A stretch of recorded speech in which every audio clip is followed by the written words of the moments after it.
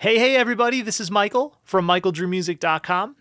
I thought today we would do a quick video detailing the epic guitar riff from Led Zeppelin's The Ocean. Grab your guitar, let's break it down. So what I thought we'd do today is take the riff and break it down into three sections or three phrases. We are going to be in standard tuning in the key of A, and this riff is going to be based on the A minor pentatonic scale. So as with a lot of Led Zeppelin's music, this is blues-infused rock. It's got a lot of minor notes over major chords. That's a good definition of blues. So we are going to start with our first finger on the 5th fret of the D string. And we are going to start with two hammer-ons. Now these are grace notes, meaning that we are going to hammer on very quickly. The first note is not counted. It's just kind of there, and then it goes away very fast. The second note is the main note. Okay, now a hammer-on means we're going to pick the first note and sound the second note with just our left hand. So we're going to pick 5 and sound 7 with the third finger on our left hand. Okay, so we got first finger here. We're in the 5th position. We're going to hammer on with our third finger to the 7th. Okay, so here's phrase 1.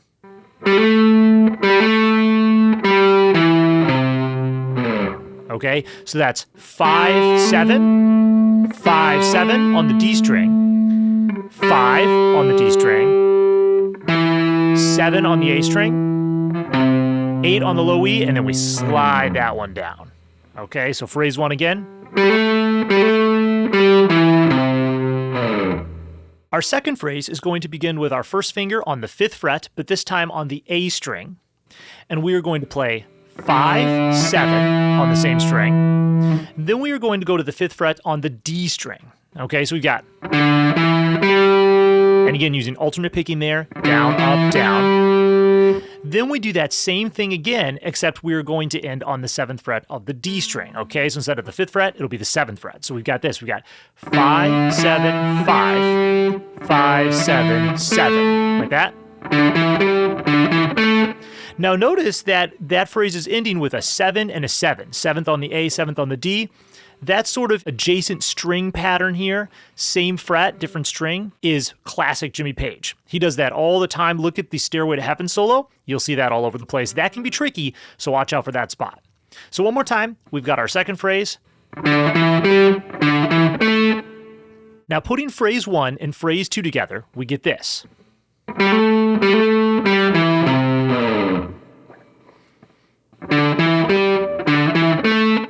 The final phrase is going to move us outside of position. We are going to start with our first finger on the 4th fret of the A string. That's the note C sharp, so that's a major third there.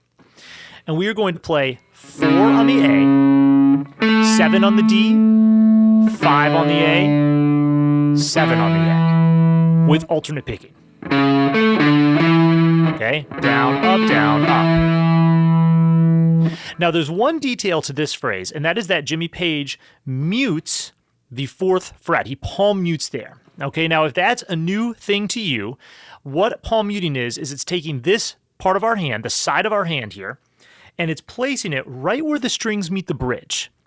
Okay, now if we are too far forward, we're going to get a toneless click like this. And if we're too far back, it's not going to sound any different. We want to find that happy medium, like that, where the note is present, we can hear the pitch of the note, but we're not dampening it so much that we can't hear the tone. So that's the kind of sound we're going for. Okay, and that would be the third phrase. So putting together all three phrases, here's what we get.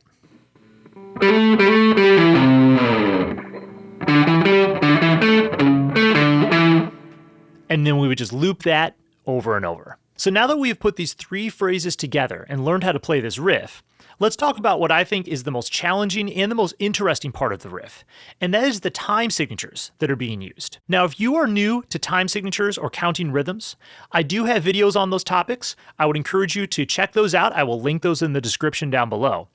But this riff is 2 measures long. The first measure is in 4/4 time. The second measure is in 7/8 time.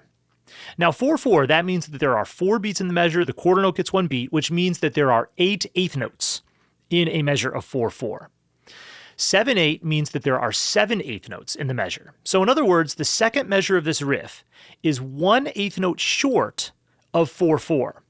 So it's very easy to accidentally add an extra eighth note to the second measure and end up playing this riff in straight 4/4. You know, most of us are wired to just play in 4. So we have to be very punctual with our rhythm. We have to be able to really know how to count this thing to be able to play it accurately. So the way that we'd want to count this is we would want to count 1 and 2 and 3 and 4 and 1, 2, 3, 4, 5, 6, 7, 1 and 2 and 3 and 4 and 1, 2, 3, 4, 5, 6, 7. So we're counting eighth notes all the way through, but we're counting in 4/4 for the first measure, 7/8 for the second measure. So I want you to give this a listen with me playing it along with the drums. Listen for the hi-hat, okay? Because the hi-hat is playing eighth notes all the way through. And I'll have the counting up here on the screen. Let's make sure we know how to count this thing, okay? Check it out.